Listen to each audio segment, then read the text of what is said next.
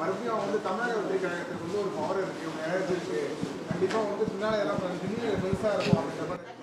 Sir, நான் ஒவ்வொருத்தருக்கும் ஒரு தனிப்பட்ட கருத்துன்னு இருக்கு. ஆனால் இது வந்து அகில இந்திய காங்கிரஸ் தலைமையுடைய கருத்து இல்லை, தமிழ்நாடு காங்கிரஸ் கமிட்டியுடைய கருத்து கிடையாது. எதையுமே வந்து எங்களுடைய அகில இந்திய தலைமை முடிவு செய்யும்.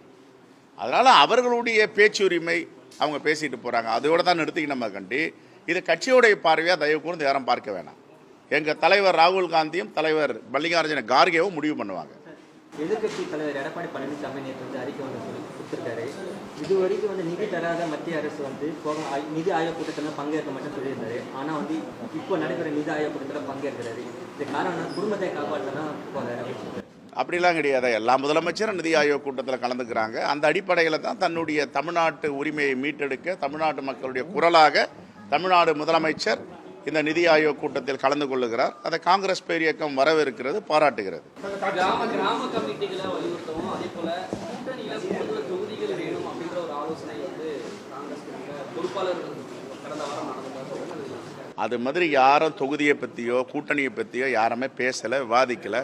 கட்சி வளர்ச்சியை பற்றி தான் பேசினாங்க. இது இட்டு கட்டி பத்திரிகையில் யாரோ தவறான செய்தியை கொடுக்குறாங்க. எங்களுடைய இந்தியா கூட்டணி என்பது நம்முடைய முதலமைச்சர், மாண்புமிகு முதலமைச்சர் அண்ணன் தளபதி தலைமையில் வலிமையாக வலுவாக எஃகு கோட்டை போன்று இருக்கிறது. அவர்கள் சொல்லுகிறார்கள், இவர்கள் சொல்லுகிறார் என்று எதையும் தயவு கூர்ந்து பத்திரிகைகள் அதை எடுத்துக்கொள்ள வேண்டாம். எதை தீர்மானிக்க வேண்டும் என்றாலும் எங்களுடைய அகில இந்திய தலைமை தீர்மானிக்கும். எங்களுடைய இந்தியா கூட்டணி மாண்புமிகு முதலமைச்சருடைய தலைமையில் வலிமையாக வலுவாக எஃகு கோட்டை போல் இருக்கிறது. இதை விட வேற என்ன சொல்லணும் உங்களுக்கு? அவங்க சொல்றாங்க, இவங்க சொல்றாங்கன்னு தொடர்ந்து ஒரு குழப்பத்தை யாரும் ஏற்படுத்த வேண்டாம்.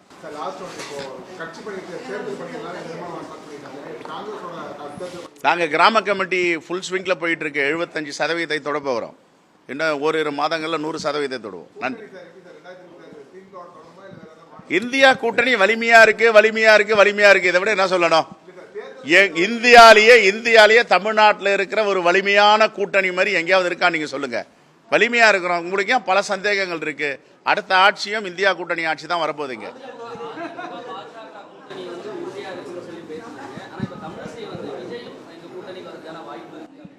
அந்த கூட்டணி வந்து நிலையான கூட்டணி கிடையாது, உறுதியான கூட்டணி கிடையாது, கொள்கை ரீதியான கூட்டணி கிடையாது.